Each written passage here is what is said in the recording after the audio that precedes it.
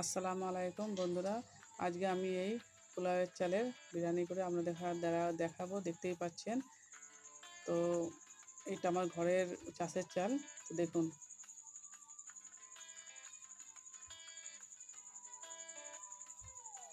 তো এটা আমার রান্নাঘর। তো আমার চুলো জ্বলে গেছে। প্রথমে আমি হাঁড়িটা বসানুন, তেল দিয়েছি, তো পেঁয়াজ কুচানোগুলো দিনুন। তো এটা লাড়বো। তো লাল হয়ে গেছে। তো এই চালটা দেখতে পাচ্ছেন 400 মতো চাল আছে। তো এইটা আমি প্রথমে ভাতটা তো করে নেবো। তো চালটা দিয়ে দিনুন। চালটা দিয়ে আমি চালটাকে একটু কষবো ভালো করে। তো এতে আমি কোনো জিনিস দিচ্ছি নি। তো এতে চালটা প্রায় কষা হয়ে গেছে আমার। তো 1 বাটি চাল নিয়েছি আমি, এতে 2 বাটি আমি পানি দেবো।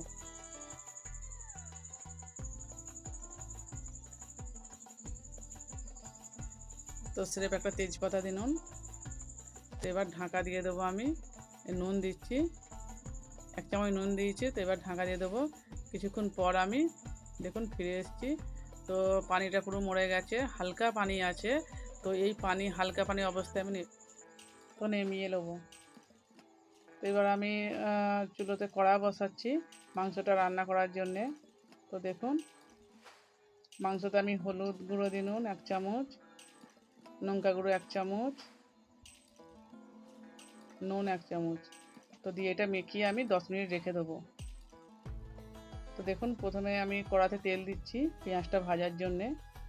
পেঁয়াজগুলো আমি ভেজে তুলে নেবো।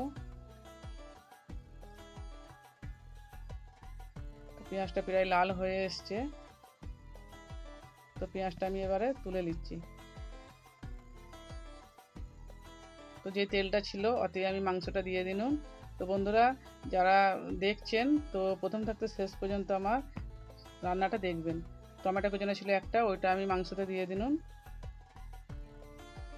আদা রসুনের রস আমি দিয়ে দিনুন।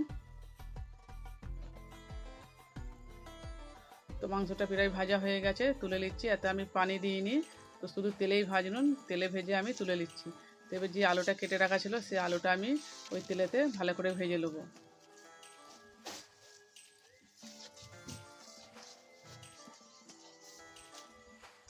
তো আলুটা আমার প্রায় ভাজা হয়ে গেছে। তো জাফরান দিয়েছি আর এই মিঠে আতর দিয়ে দিনুন একসঙ্গেই। তো হাঁড়িতে আমি আলুগুলো ঢেলে দিয়েছি। তো এবার মাংসটা আমি দিয়ে দিচ্ছি। তারপর আমি পেঁয়াজ কুচি, যেগুলো পেঁয়াজগুলো ভাজা ছিল সেই ভাজা রাখা পেঁয়াজগুলো আমি দিয়ে দিনুন। এটা ঘি দিয়ে দিচ্ছি।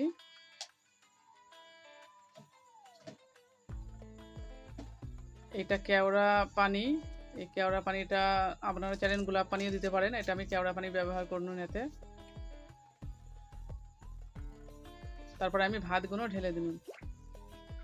যে ভাতটা করে রাখা ছিল সেই ভাতটা আমি দিয়ে দিনুন। তো ভাতটা ভালো করে চারিদিকে আমি চাপা দিয়ে দেবো। ভালো করে খুন্তিতে করে আমি ভাতটা ভালো করে ঢাকা দিয়ে দিচ্ছি তরকারিটা। তো এর মধ্যে এবার একটু পেঁয়াজ ভাজা ছিল ওইটাকে আমি দিয়ে দিনুন। তারপরে আমি মিঠে আতর আর যেটা রং ছিল ওই রংটা আমি ঢেলে দিনুন। তারপরে কেওড়া পানিও একটু দিয়ে দিনুন। তারপরে যে একটু ঘি আছে ওইটা দিয়ে দেবো। দিয়ে আমি তো এবার ঢাকা দিয়ে আঁচে বসিয়ে দেবো। দেখুন, এটা আমার বিরিয়ানির মশলা। এটা প্রথমে আমার ভুল হয়ে গেছে, প্রথমে মাংসতে দেওয়া হয়নি, এটা আমি উপরে দিয়ে ছড়িয়ে দিচ্ছি। তো এই ঘিটা আমি এবারে দিয়ে দেবো। তো এবারে ঢাকা দিয়ে চুলোতে বসিয়ে দেবো। তারপরে কিছুক্ষণ পর আমি দেখুন আমার বিরিয়ানিটা পুরো হয়ে গেছে। তো নিচের মাংস আর আলুগুলো প্রায় সেদ্ধ হয়ে গেছে।